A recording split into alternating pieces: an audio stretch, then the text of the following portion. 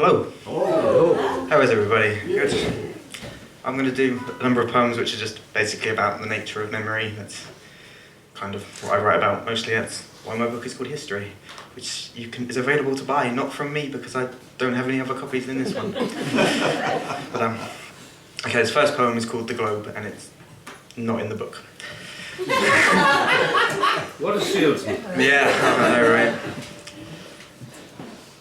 I can touch where you are and where I am with 2 fingers of the same hand, and see the net of time placed just 2 hours between us. I've been doing this for weeks. You'd think your absence was the end of the world. My head's inclined to match an axis tilted like Atlas bent beneath his sentence.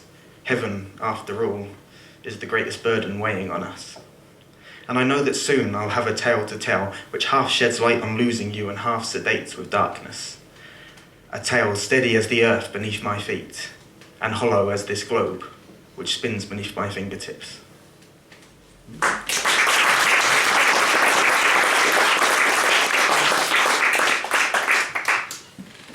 Yeah, I'll do one from the book.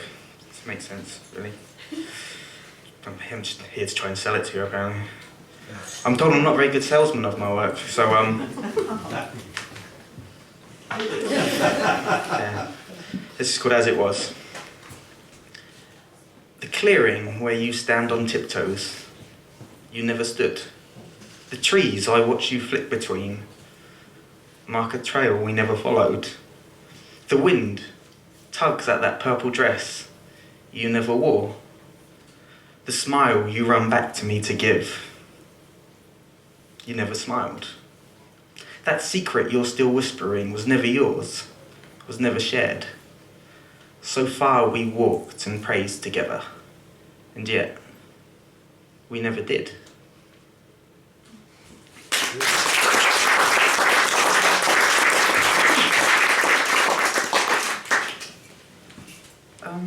Yeah, okay.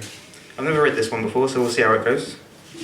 It's called Narcissus. It's very vaguely based on a passage from Ovid's Metamorphoses, and half the poem is in his voice. So if you see a weird switch between the third and first person, that's why.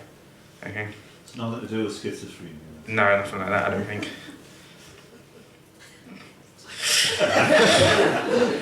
I'm worried now. Maybe it is. Okay. Oh, sorry. It's called Narcissus, who obviously the mythological character who fell in love with his own reflection. Narcissus, in his old age, used to tell all those who came down to his river how, like the story of the flower, love at first sight is a myth. My book. He'd say, I knelt on the bank to drink and was caught by beauty. For days saw nothing more than a face and its gently trembling features. But what I grew to love is how he looks at me, the silent joy he finds in my laugh, the shockwaves sent through him as my tears hit the surface. He takes my tales and doesn't question the truth of Tiresias and Echo. Why run? She was my type. As I speak them over, he mouths the words back to me. Here's the mark of true love. They died the same day.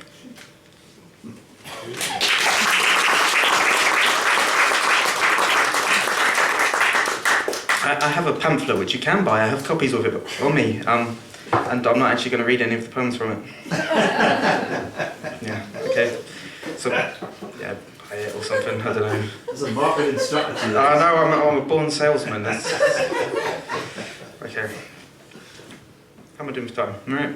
You're good. Cool. This poem is called Cusp. It's about a photograph. It was taken by James that first summer. The angle's pretty low, but you can just about see the river. It's that thin dark crack through the background. We're both sat cross-legged. I'm not in grass. You're saluting the sun. Our knees almost touch, like God's hand and Adam's. I use it as a bookmark. Right now it marks my whereabouts in Fournier's lost estate. Because with each look at it, each dose, my tolerance increases. It has a few nicks and a few folds, and it's about to begin to fade.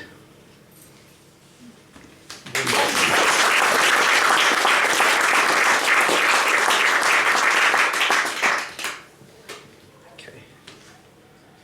Again, this is another poem based on a Greek myth. I wrote a lot of poems about that. It's called Eurydice, which was Orpheus's wife. He went to the underworld to get her back, but kind of couldn't. He recited a poem which was so beautiful it melted Death's heart. But yeah, he gave him all he could give him back was like the faint outline of her, and he wasn't allowed to look at her. And it's kind of a great story about how, no matter what, poetry can't raise the dead, as powerful as we might like to think it is. But anyway, it's called Eurydice. She seats us on the sofa in the place where we must always sit. Tonight we watch Toy Story, and I smile as they blur the boundary separating falling from flight. She giggles and explains to me exactly what she's watched, as though she hasn't seen it 100 times before, and her commentary remains while my eyes are on the screen. Just as when these toys aren't watched, do they remain alive. But when I look over to the spot where she should sit, there I see no daughter, but the spectre of a space, and that corner of the cemetery where toys tend the graves.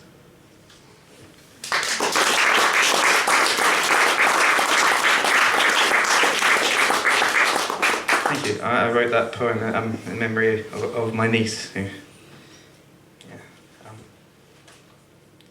sorry. I dread the day that doesn't affect me. What shall I read? I'm well prepared. Okay. This one's called Danaus, and Danaus again is another Greek mythological thing. His daughters all murdered their husbands, and they were punished for this in hell by having to transfer water from one place to another in vases with holes in them, so that it was an endless task, it could never get done. When my daughter played outside, she'd carry River round the garden hugged to her chest, a cracked earthen vase dripping water. She wouldn't let me replace it or fix the cracks. The drop marks out a breadcrumb trail over the decking and the paving slabs. Never would she reveal to me the inner secret of her little game. I'd watch from the window, and Lucretius, that philosopher, would stir my thoughts. He said, "If the body's a vessel, then the water in it's the soul." So this, each drip was time and nature taking its toll, the price we all pay. But I shake such nonsense away. It's just a vase, and water, and a game the joy of which, as she grew older, drained away, and now her little earthen vase stands empty by the back door, but tries to fill with water when it rains.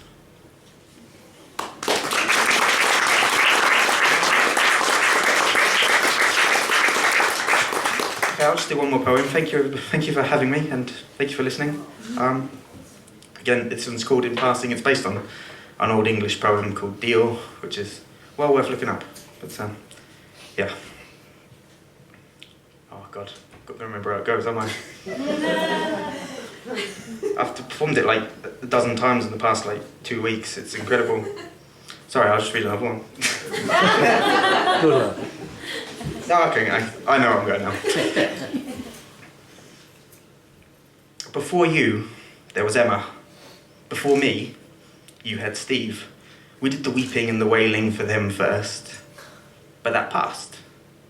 This will too. You'd assure me that you loved me several times a day, as though it couldn't be true if it wasn't on your lips. But that passed. This will too. For years we made do in that damp and damp-stained flat. But that passed. This will too. After what we witnessed that night in the alleyway, I said I'd never be the same again. So did you. But that passed. This will too.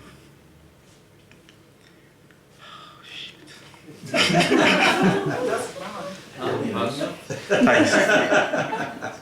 We both used that tiny little word, forever. You even had it tattooed on your shoulder. But that passed. This will too. I lost a house and lost my job, and I nearly lost you. We were separated, near divorced. We couldn't even be in the same room. But that passed. This will too. For months, your diagnosis changed on an almost daily basis. I couldn't find stable ground from which to watch you disappear. But that passed. This will too. Your half of the bed is empty, and so am I. But this will pass. Thank you.